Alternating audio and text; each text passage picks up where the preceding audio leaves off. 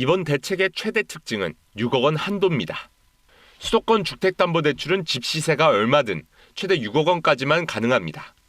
주담대 상한액을 일률적으로 묶은 건 처음입니다. 비싼 집을 사려는 고소득자 대출을 노린 걸로 보입니다. 금리 4%, 만기 30년으로 가정하면 연소득 6천만 원이면서 10억 원짜리 집을 살 때는 대출 한도가 그대로입니다. 총부채 원리금 상환 비율 DSR 때문에 대출 한도가 6억 원 이하입니다. 반면 연소득 2억 원, 20억 원짜리 집을 가정하면 대출 한도가 절반 이하로 줍니다. 10억 원 수준인 점을 감안을 해서 실수요자들은 내 집 마련을 가능하도록 하되 투기성 대출을 차단을 하기 위해서 6억 원으로 설정하지 않았나. 지금은 정책 대출인 디딤돌 대출로 집을 사면 한 달 안에 전입해야 하는데 이런 실거주 의무를 모든 주담대로 확대합니다. 대출 실행일로부터 6개월 안에 전입해야 합니다. 생애 최초 주담대의 담보 인정 비율을 70%로 낮추고 만기 30년 초과 주담대도 수도권에서는 금지합니다. 세금으로 집값 잡기는 안 하겠다고 선을 그은 상황에서 고강도 대출 규제가 효과가 가장 빠를 거라고 판단한 걸로 보입니다. 대출 관리 규제 등을 제때 정상화하지 않고 느슨하게 방치한 데 따른 후폭풍입니다.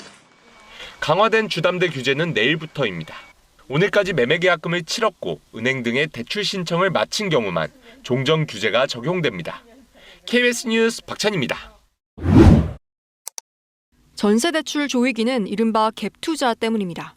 서울 아파트 평균 전세가율은 시세의 52% 수준. 집값 절반 정도를 준비할 수 있으면 서울 갭투자가 가능한 상황. 갭투자 맞춤형 전세대출을 틀어막는 이유입니다. 예를 들어 내가 가진 돈이 4억 원이고 보증금 6억 원에 전세를 들여서 10억 원짜리 집을 사는 게 전형적인 갭투자입니다. 이때 세입자도 전세 대출을 받아서 보증금을 내는 경우가 많았고 이걸 소유권 이전 조건부 전세 대출이라고 합니다. 앞으로는 수도권에서 이걸 전면 금지하겠다는 겁니다. 신용대출까지 끌어서 집 사는 영끌도 제한합니다. 지금은 연소득의 최대 2배까지 가능했는데 이제는 연소득 이내로만 신용대출을 받을 수 있습니다. 신용대출은 사실 부동산에만 쓰이는 게 아니고 여러 가지 생활 대출이나 이런 데 쓰이다 보니까 자유롭게 해야 되지 않나라고 생각을 좀 했습니다. 2019년 문재인 정부가 15억 원 초과 아파트 주담대를 금지한 건 15번째 집값 대책이었습니다.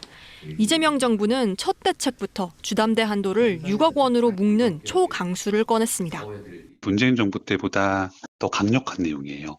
종전의 부동산 규제가 강력했던 시기에 일각에서는 더 길게 지속한다면 효과를 낼 수 있다라는 의견들이 있긴 있었어요. 유력한 후속 대책은 규제 지역을 확대하는 건데 정부는 필요하면 적극 강구하겠다고 했습니다. 대통령실은 이번 대책이 대통령실 대책이 아니라고 밝혔다가 부처와 긴밀히 소통하고 있다고 수정했습니다. KBS 뉴스 김지숙입니다. 올해 초 마포의 한 대단지 아파트를 공동 명의로 구입한 30대 A씨. 59제곱미터를 16억 원에 샀는데 등기부상 채권 최고액을 감안하면 적어도 9억 원 이상은 대출받은 걸로 보입니다. 이제 이런 거래 원천 차단됩니다. 고가주택일수록 대출을 많이 받잖아요. 10억, 11억 받고 3명을 사람들이 전세 낀 매매, 이른바 갭투자를 준비해온 사람들은 오늘 서둘러 계약을 마치느라 분주했습니다. 혼란스럽죠. 일단은 무조건 계약서 써야지. 은행엔 대출 막차를 타려는 문의가 증가했고 집을 사고 판 사람들은 계약이 무산될까 혼란을 겪었습니다. 집을 파신 분이 혼자 걱정이 돼가지고 뉴스에 나왔는데 그분들 괜찮아요? 그러면서 이번 대책이 실수요 중산층의 내 집 마련 기회를 막는 거 아니냐는 토로도 나왔습니다. 생애 최초라서 첫 집이 실거주 생각으로 완전 알아보고 있었고 퇴직연금을 깨야 되나 혹은 신용대출은 더 나올 수가 있을까? 부동산 커뮤니티 등엔 가계약금 놓고 다음 주 계약하는데 답이 없다부터 16억 받을 예정인데 오늘 계약하면 가능하냐, 아직 대출 신청 안 했는데 괜찮느냐 등 걱정하는 글들이 쏟아졌습니다. 이번 규제가 단기적으로는 효과가 있겠지만 소득, 집값과 상관없이 대출을 묶어 실수요자들의 어려움이 가중될 수 있다는 지적도 나옵니다. 집을 보지 않고 계약금을 납입하는 이제 과열된 시장을 좀 진정시킬 수는 있을 것으로 보여지고요. 실수요의 갈아타기, 실수요 주택 구입을 일정 부분 제동을 거는 부분. 대출이 비교적 수월한 서울 외곽 지역의 10억 미만 주택에 대한 수요까지 자극할 가능성도 있습니다. KBS 뉴스 이세중입니다. 원갑 KB국민은행 부동산 수석 전문위원 나와 있습니다. 오늘 나온 대책 주로 금융 쪽에 초점이 맞춰져 있는데요. 내용 다시 한 번만 정리해 주시죠. 일단은 세 가지로 짧게 요약을 할 수 있는데요. 수도권에서 이제 집을 살 때는 대출 한도가 6억이다. 그리고 이제 대출을 받아서 집을 사게 되면은 6개월 안에 이제 입주를 해야 된다. 그리고 다주택자는 대출이 안 됩니다. 그리고 보통 주담대 대출 만기가 30년에서 보통 40년이거든요. 이걸 이제 30년으로 줄인다. 그리고 이번 규제는 지방은 제외된다. 이게 이제 핵심이라고 보시면 되겠습니다. 네. 그럼 좀 예를 들어서 설명해 주시면 이해가 더 빠를 것 같은데요. 예. 금융위 시뮬레이션을 한번 볼까요? 그럼 네. 연봉 1억이다. 이런 경우에 그러면은 10억짜리 주택을 산다고 보면요. 종전 이제 오늘까지는 이게 한도가 6억 9,800만 원 정도가 됩니다. 그런데 이게 이제 6억으로 줄어든다 이렇게 보시면 되고 연봉 2억이다. 그런데 이제 20억짜리 주택을 사면은 오늘까지는 13억 9,600만 원 정도까지 빌릴 수 있거든요. 그런데 이제 내일부터는 이게 6억으로 줄어든다. 그러니까 거의 반토막 나는 거죠. 그러다 보니까 이게 집값이 비쌀수록 대출 여력이 줄어든다. 이렇게 보시면 되겠습니다. 네. 수도권 주택담보대출의 최대 한도를 6억 원으로 잡은 건 어떤 이유가 있습니까? 일단 금융위 설명을 들어보면요. 이제 수도권의 주택 가격 수준, 그다음에 대출 내는 정도를 보고 이제 판단을 했다는 건데 6억 원이 이제 감당 가능한 대출의 한도가 아니냐 이렇게도 얘기를 하고 있어요. 예를 들어서 이제 30년으로 이제 6억 정도 대출을 냈다. 그러면 이제 다달이 내야 되는 원리금이 한 300만 원 정도 되거든요. 그러면 보통 300만 원이 굉장히 어떻게 보면은 벅찰 수가 있다 보니까 이 한도를 어떻게 보면 기준으로 삼았다 이렇게 보시면 될 것 같습니다. 그렇군요.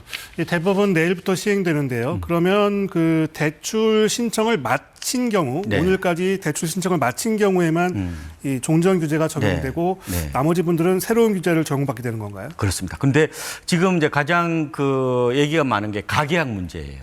네. 그러면 가계약도 그럼 계약이 아니냐? 이렇게 볼 수가 없다는 거예요. 오늘 보도 자료에 이거 분명히 명기를 해놓고 있습니다. 네. 가계약은 불인정한다 이렇게 이제 얘기를 하고 있는데, 네.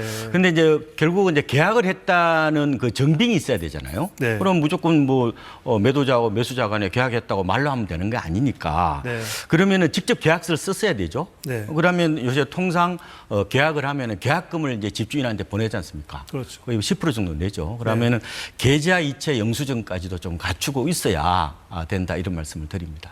네. 어떻습니까? 이 정도면 뭐 상당히 강력한 대책이라고 말할 수 있습니까? 예, 이거는 제 생각에는 고강도 충격요법이다 이렇게도 말씀을 드릴 수 있을 것 같아요. 원래 이제 대출 규제가 가장 강력한 어떻게 보면 수요 억제책이라고 보면 될 것 같고요.